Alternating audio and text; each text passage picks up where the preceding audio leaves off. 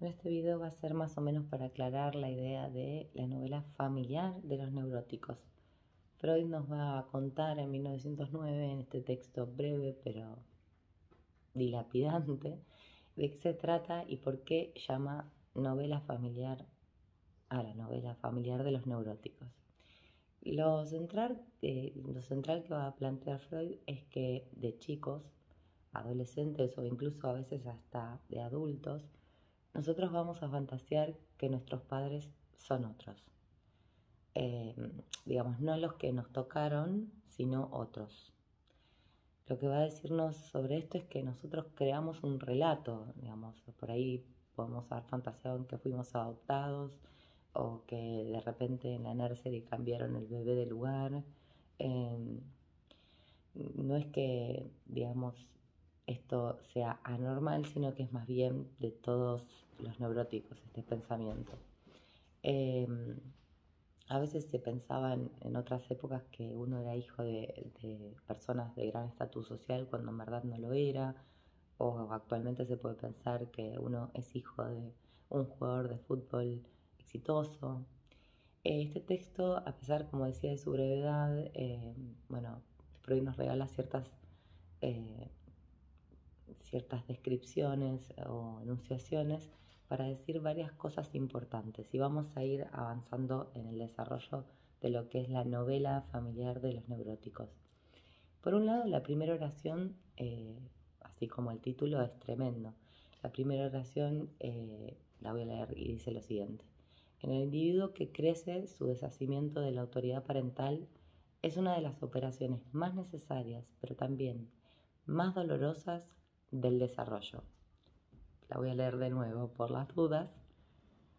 En el individuo que crece, su deshacimiento de la autoridad parental es una de las operaciones más necesarias, pero también más dolorosas para el desarrollo.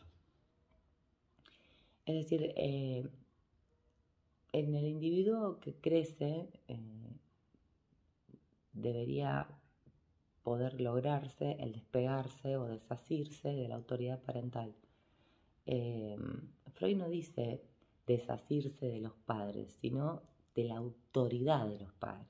Y esto es bastante interesante y al mismo tiempo complejo de entender. Hay un aspecto que, digamos, hay que dejar caer. Es un aspecto, digamos, de la función de los padres, de la autoridad que el niño o niña tienen que dejar que caiga como una cascarita de una lastimadura que se seca. Bueno, así. Hay que dejar que caiga al piso y despegarse entonces de esa autoridad, que es doloroso y necesario, como decía Freud. Creces, digamos, pensando que tus padres podrían ser otros, si bien en algún momento pensaste que tus papás eran Gardel y Lepera y después te encontrás con otras familias, otros padres, otros niños, otros niñes, y descubrís que no son Gardel y Lepera, sino más bien Carlos y Narizota. Entonces el niño empieza a comprender a qué categoría pertenecen los niños. Como que los niños nos enteramos, o las niñas, de que en realidad nuestros papás son de la B, que no juegan en la Premier League. Esto denotaría, según Freud, que no se puede ser hijo único toda la vida, ni hijo, digamos. Uno a veces fantasea con que su hermano no es su hermano, o que en realidad, si tienes fantasías con tu hermano, eso, digamos, abriría la posibilidad de estar con tu hermano. El lugar incestuoso también, si lo hay, como si fuera una novela de Alberto Migré. Y en esas idas y vueltas de ese juego con el fantaseo, que puede variar, la conclusión es que todo ese esfuerzo por reemplazar al padre real por uno superior, digamos, es solo la expresión de la añoranza por los días pasados, esto es interesante, en los cuales el padre parecía el más fuerte de los hombres y la madre la más bella y la más inteligente de todas las mujeres, wow, la más saborosa. La fantasía, dice Freud, no es en el fondo, sino la expresión de un pesar por haber perdido esos días tan felices. Así, en estas fantasías vuelve a recuperar la persona, el neurótico, su plena vigencia, la sobrevaloración que caracteriza los primeros días de la infancia. Bueno, esto es súper interesante porque nos despliega cómo el relato del neurótico se va de alguna manera imprimiendo.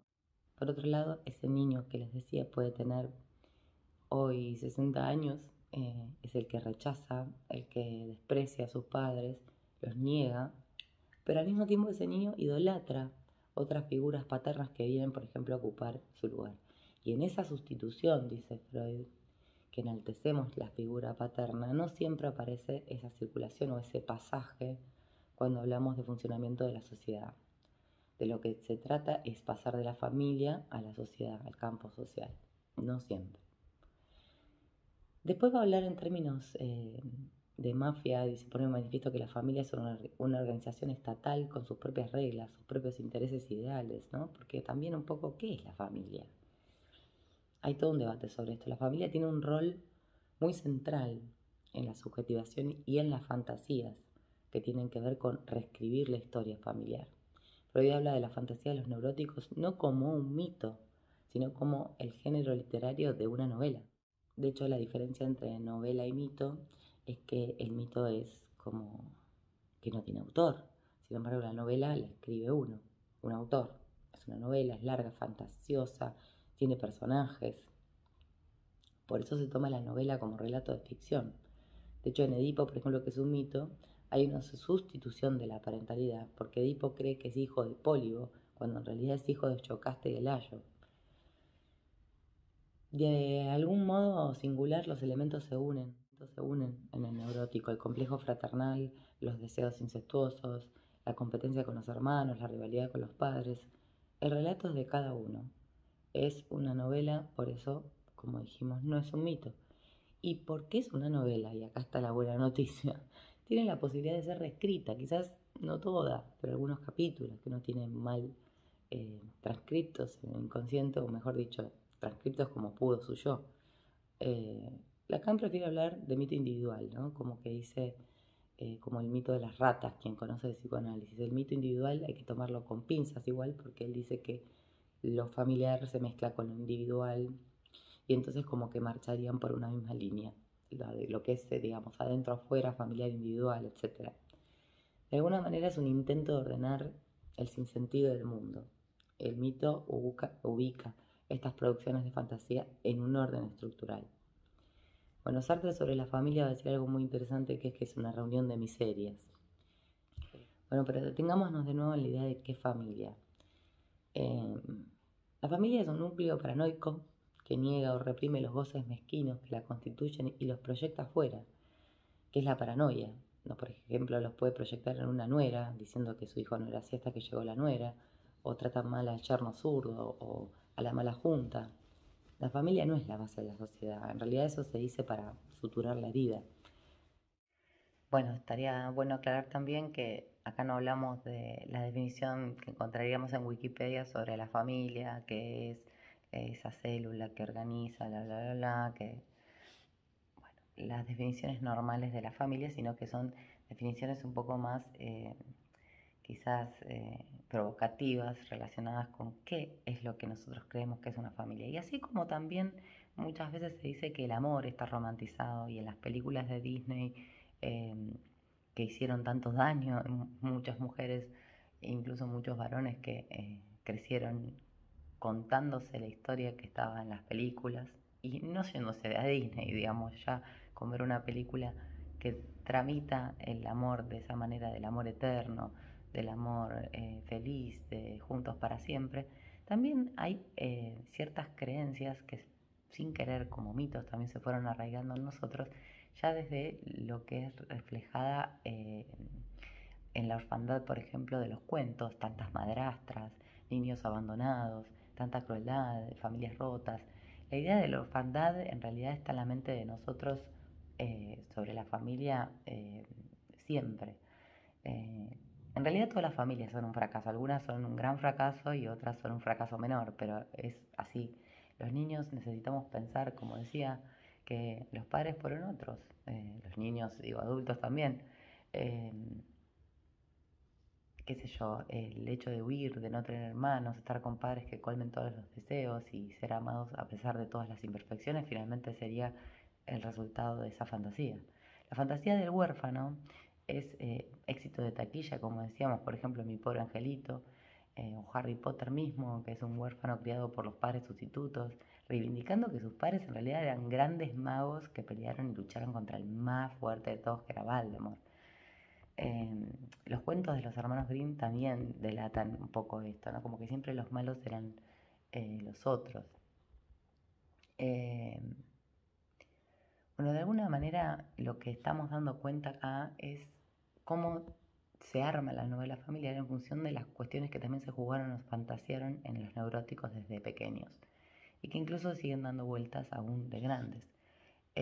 Como decía, y lo interesante de este texto es que interpela de alguna manera que estos relatos que nos generamos se pueden reescribir y que si hay alguna situación en la que pensamos que nos podrían haber tocado padres mejores, vemos el plato del vecino y decimos seguramente si hubiera tenido esos padres no me hubiera pasado tal o tal cosa o yo no hubiera sentido tal o tal otra.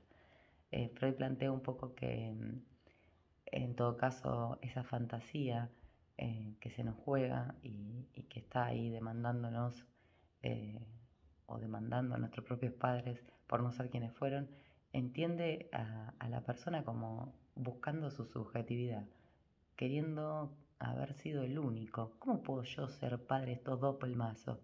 ¿Cómo con toda mi inscripción política, mis ideales y mis valores, yo soy hijo de esto todo? ¿No? Como no me podés creer. Y es también un poco por esto que decíamos que se juega en el núcleo paranoico de la familia, ¿no? Como esta cosa también que surge cuando entra una persona nueva a la familia y el padre o la madre dice, es demasiado grande, es demasiado chica, vas a manchar mi apellido. Está como esta creencia de que esa familia es única y es ideal y está inmersa en una cuestión casi, no sé, de leyenda monárquica, donde eh, tenemos que poder pertenecer los que estamos afuera en esa familia y hacemos lo imposible y tratamos de caer bien, cuando en realidad simplemente tiene que ver con esta idea del ideal de la familia y no deja ingresar a nadie porque es perfecta. Y en realidad perfecto ya sabemos que no hay nada. Y lo bueno sería que también esas familias se interpelaran y pensaran acerca de esas cuestiones que se juegan cuando creen que en realidad el niño está mal o tiene problemas con drogas porque tiene mala junta o tiene ideas nuevas porque yo les puedo asegurar que nada más que el 2% de esas situaciones tienen que ver con la mala junta y el resto tiene que ver con las miserias que se jugaron en esas familias o el poco apego o mucho apego o lo que sea que haya pasado en esas familias. ¿Cuántas veces pasa que vemos en una entrevista a una madre que acaba de su hijo robar y matar, decir, es que pasa que fulanito es un buen chico, el problema es la mala junta? O sea, siempre está la idea de que de la afuera viene lo malo y que entonces en casa no se pudo haber provocado nada de esto, ni se pudo haber jugado nada de esto en el psiquismo ni de los padres ni de los hijos. Bueno, espero que les haya gustado, les mando un saludo grande, siempre les cuento que esto es con fines académicos, que tiene que ver con estudiar juntos, porque somos estudiantes de psicología. Un saludo.